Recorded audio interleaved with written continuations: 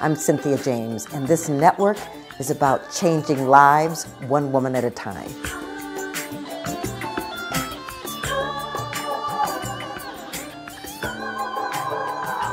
Welcome to Women Awakening. I am your host, Cynthia James, and I am so excited to be with you because I have the pleasure of introducing you to extraordinary women that inspire me. These are change makers. These are women who are making their presence known on this planet, and they're way showers. They are absolutely showing to you and sharing their wisdom about the greatness and the grandness that's available when we step into the field of potentiality. So my guest today, and I will tell you how I met her after I introduce you to her, but her name is Lisa Shalett, and she is an accomplished senior executive, corporate advisor, and independent board director with a remarkable breadth of leadership and operational experience with over 25 years in her career, including 20 years at Goldman Sachs, and she was a partner. Right? She's well known as a trusted connector and sought after thought partner. She simplifies complexity, sees around corners, I know that firsthand, and consistently creates value, advising companies of all stages on growth and innovation. Her expertise spans global risk and crisis management, capital markets, marketing, digital transformation, talent development, and government. She is a rock star. I also want you to know that she created and leads extraordinary women on boards. It's an influential peer-to-peer group of community of women, hundreds of women who come together, and they really are about increasing diversity on boards, learning, modernizing governance, and increasing their visibility and the visibility of women on boards. I just want to read this last little thing. She has an MBA from Harvard Business School and a BA summa cum laude in East Asian Studies, Japan from Harvard.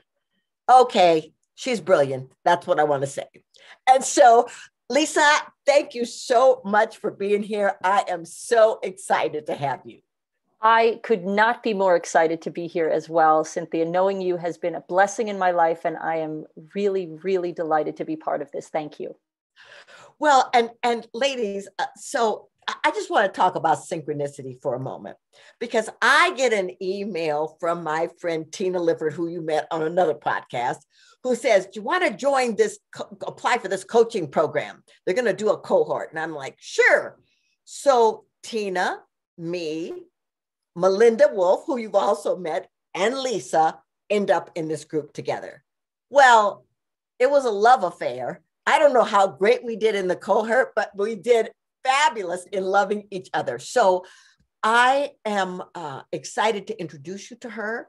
And so Lisa, I just want to talk about your beginning of your life, because I really, sometimes people think that people who are successful just, dropped in with a silver spoon in their mouth and just became successful. But where did you come from? What was your childhood like?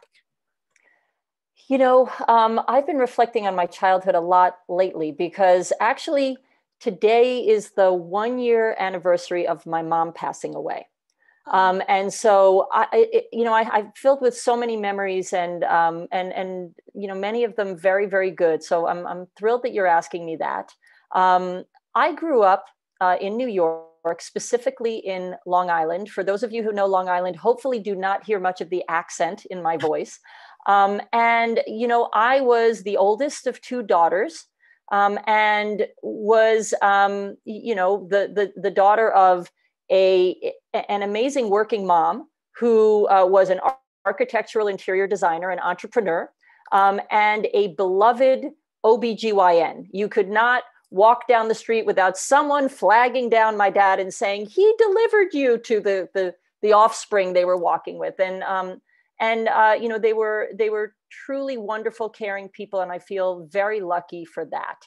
I went to high school at Roslyn High School on Long Island, and it's funny when I think about my childhood. I had a really life-changing event happen that I think, connects me to all these wonderful descriptors you just gave, but in particular, the one that relates to why on earth did she major in East Asian Studies, Japan? And that was when I was in high school. The vice principal at the time called me into her office one day and seemingly out of the blue suggested that I should represent our, normal high school by competing for a scholarship to go live with a Japanese family for the summer. And long story short, I ended up getting that opportunity. My parents, the parents I just described to you, lost their minds and allowed their oldest daughter to go to the other side of the earth before internet existed, to live with a Japanese family speaking no Japanese, that family speaking no English. And that really was a game changer for me, that made me realize that the world was bigger than Roslyn, Long Island, that the world was much more diverse. And it really kind of made me who I am at age, 16 to where I am now. Well, I love that. I believe that travel and connecting with other cultures is life-changing, heart-opening, and mind-opening. So I love that. But I would like to know, how did you communicate with this family that neither one of you spoke each other's language? Was it hand movements? What was it? It was supreme charades, with a lot of humor, a lot of dictionary carrying, and a lot of patience. And just to set the scene visually, right? At 16 years old, I was probably like 5'8". And my host family was much shorter than that, in light of average Japanese heights. And it was just comical.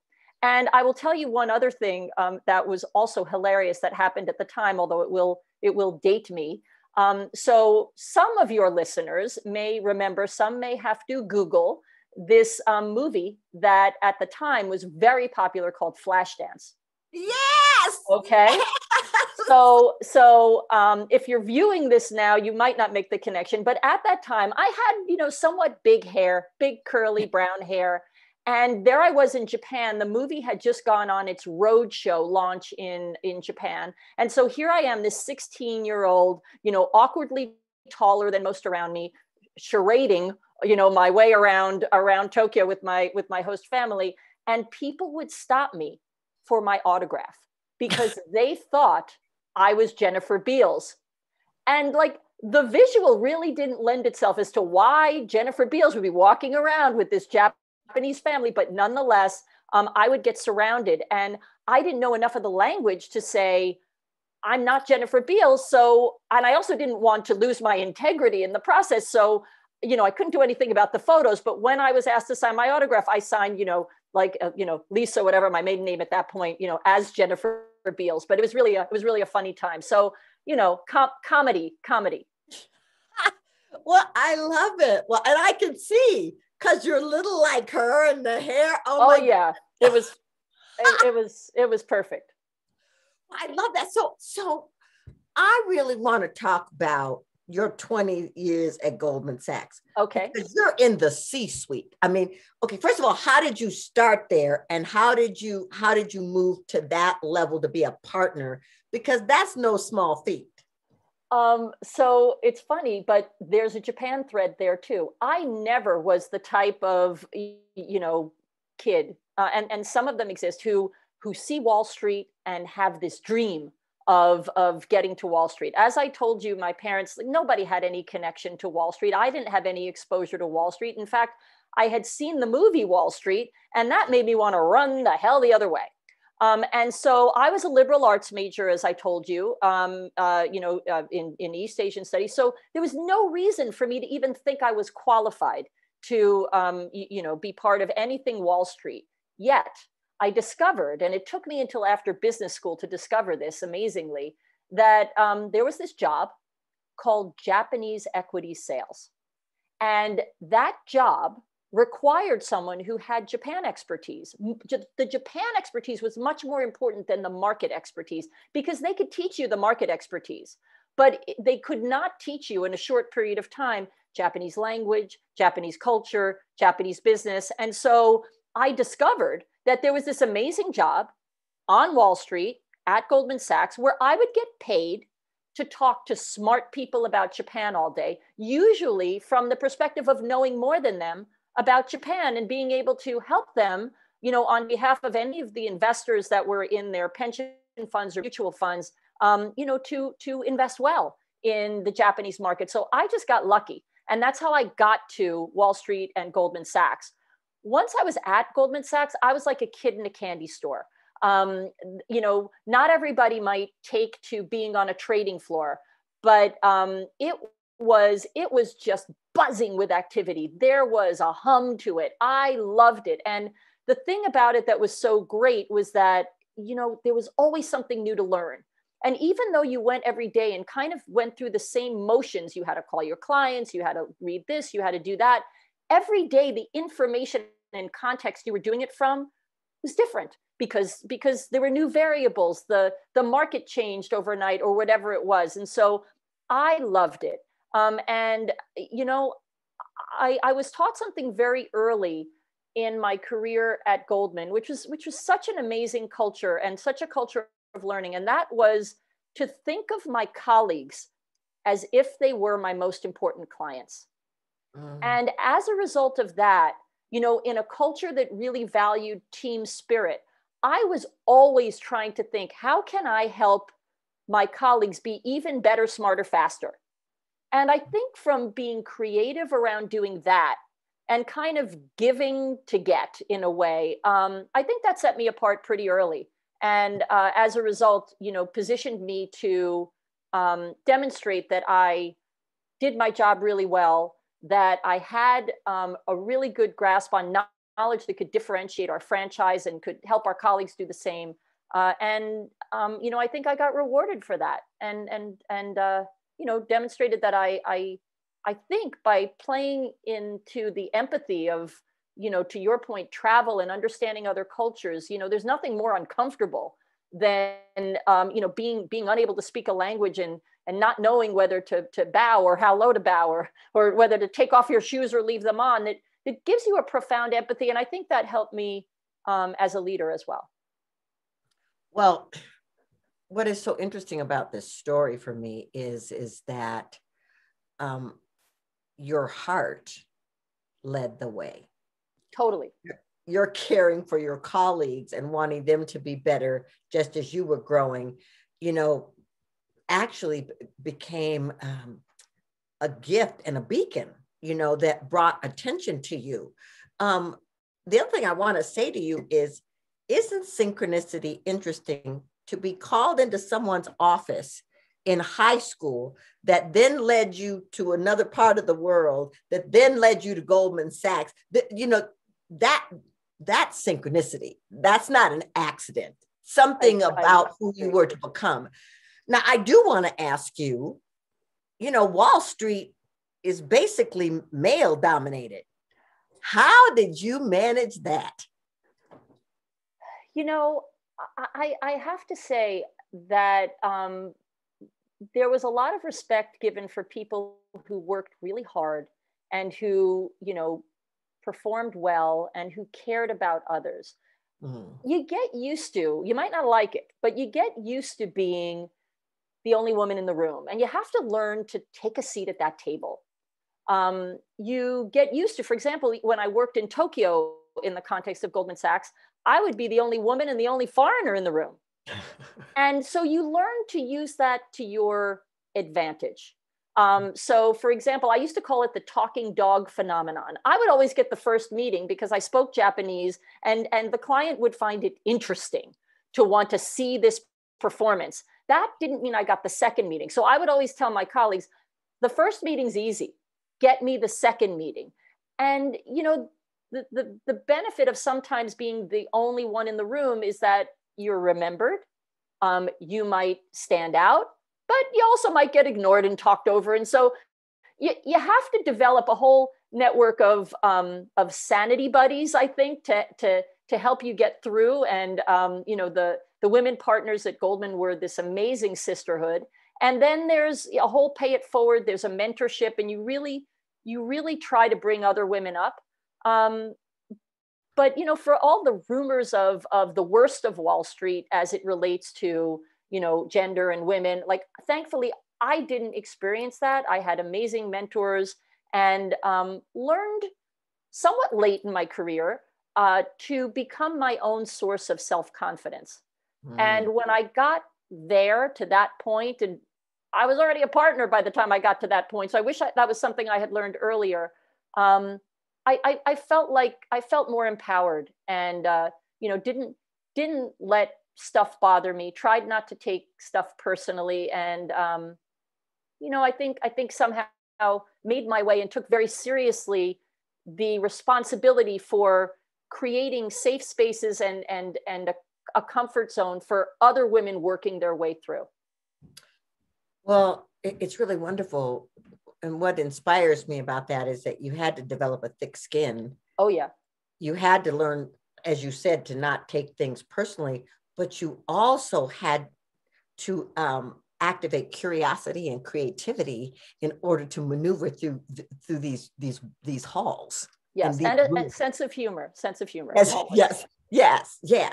Okay, so now you are no longer at Goldman Sachs. You are out in the world. I want to talk about your women on boards, because I think a lot of women here might not even understand the power and the availability of boardrooms that are looking for women. But, you know, when you founded this, I don't think you thought that there were going to be hundreds of women that would drop into this thing, right? So tell us about the Women on Boards and why you started it. You know, I wish I could tell you that I sat down with a plan to start it.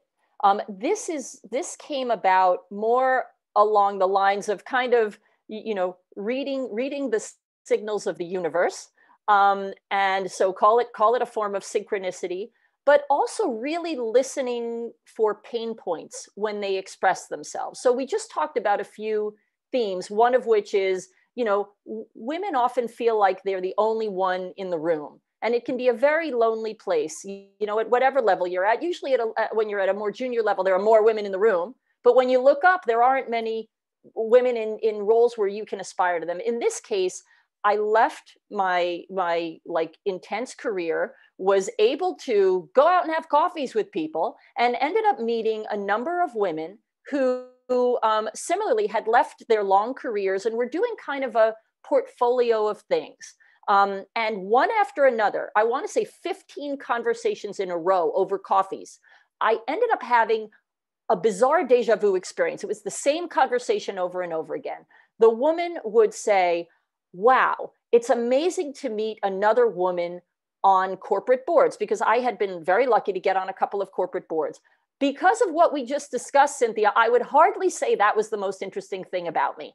There are plenty of other things you could have discussed rather than my being on a board, but somehow that was resonating with women, because as they also were fortunate to get on one or two corporate boards at this stage of their career, they were the only women in the room. And so it's still very exciting to meet other women on boards. And so at first I'm like, okay, you know, great, well, let's stay in touch. But like 15 women said the same thing. And so I felt like the universe was telling me, Lisa, you have to get these women together. And if I'm the common link, I will get them together. But I didn't just want to do, you know, drinks or a lunch or something like that. I wanted to make it an extra, like, educational experience, because I know when women get to the boardroom, they want to crush it in the boardroom. They want to be excellent. They don't want to just get the seat. And so I found an amazing speaker on a topic very relevant to board diversity, which I knew all these women would care about. We got together for lunch and had this amazing experience. And, you know, afterwards I gave everyone's email addresses and said, okay, let's stay in touch. And every single woman reached out to me and said, nope, you're going to keep doing this. And so that became a side hustle. This was never intended. That became a side hustle. I'm like, okay. And so it turned out I'm pretty good at coming up with a topic, finding a speaker, doing a fireside chat. And these women trusted me not to waste their time, because I brought with it the professionalism that I had learned for 20 years at Goldman Sachs. And so my thesis was, let's get everyone together. Wow, a community, a safe space, a chance to ask any questions. And my goodness, what collective wisdom was in the room. That was a draw. And then this excellence stuff, the fact that people wanted to learn and could learn together. I took it upon myself to make sure that everyone had to leave the room even smarter. Otherwise, I would have failed. And so that enthusiasm, I think, got people coming back. And what happened over time, as you might imagine, was that these women started to say, hey, I know another awesome woman who's on a board. Can they come along? And so by February of 2020, right before the pandemic, this group, by pure word of mouth, no advertising, no website, not even telling people to refer people in, had gotten to 100 women. And then the pandemic happened, geographical constraints removed. This no longer had to take place in New York. It went to Zoom. Zoom was a lot easier than planning like a menu for lunch and security, RSVPs and all these things. And boards, just like everyone else, were in a state of chaos because of all the craziness of the pandemic. People needed to get together and discuss, like, how do we make sense of things? How, as board directors, do we help our companies in this environment of uncertainty and unknowns and what have you? And so we kept meeting.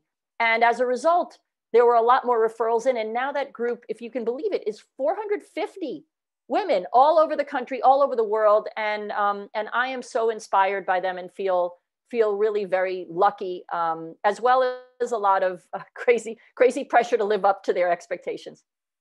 Well, so you did for them exactly what you did at Goldman Sachs. You created a space where they could thrive and learn and grow and be better. I try. Yeah, well, it's great. Well, and I got to tell you, I'm on a couple of boards, and